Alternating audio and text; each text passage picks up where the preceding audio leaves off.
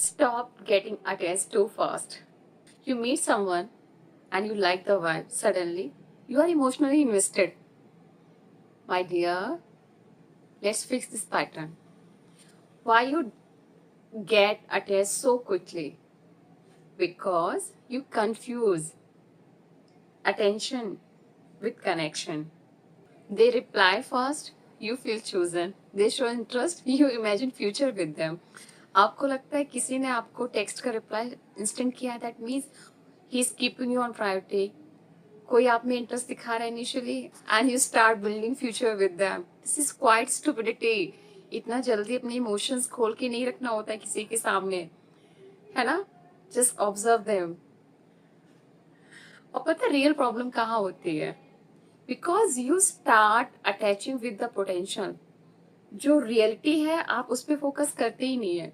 आप पोटेंशियल को फील करना शुरू कर देते हैं. आप उसके साथ अच्छी अच्छी चीजें महसूस करना शुरू कर देते हैं. आपको लगता है if someone is giving me this much attention, time and keeping me on priority, definitely I will have a beautiful future with that person. तो आप इस ट्रैक पर चलने लगते हैं. So just you ignore patterns, you ignore consistency, you ignore efforts, right? And my dear, consistency builds security. Observe that person, how consistent he is for you, how consistent he is in making efforts for you, right? और अगर आप ये सब चीजें ignore कर रही हैं ना, पता आपको फिर इसकी क्या कीमत देनी पड़ती है? What it cost you? You just start doing over thinking every message. उसने रैंडमली आपको गुड मॉर्निंग विश किया है, आपको लगता है अरे वाह इसके दिन की शुरुआत मुझसे हुई है. उसने जस्ट रैंडमली पूछ लिया खाना खा लिया casually, and you start over thinking. अरे he is asking me have you had dinner, lunch, breakfast, how much care he is giving me. You start over thinking in every aspect. आपका mood depend करता है उसके reply पर.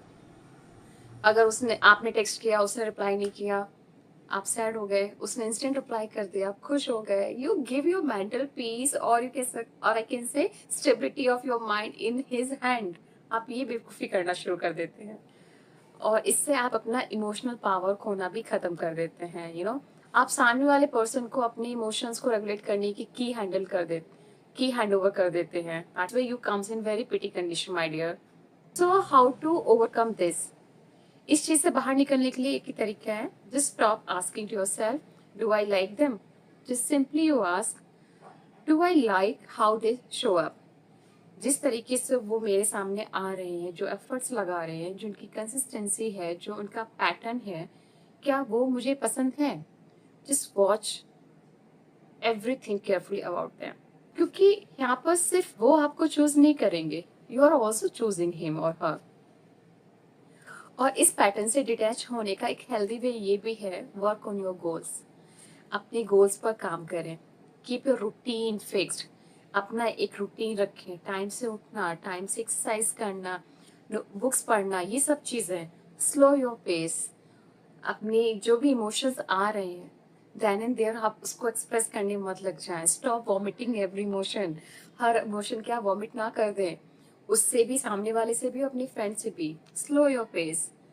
Don't text all day. ये भी नहीं आप emotions control भी कर रहे हैं बट एज बीइंग फ्रेंड भी आप उसको ऑल डे टेक्स्ट करते जा रहे हैं. This would also reveal him that you are attached to that person.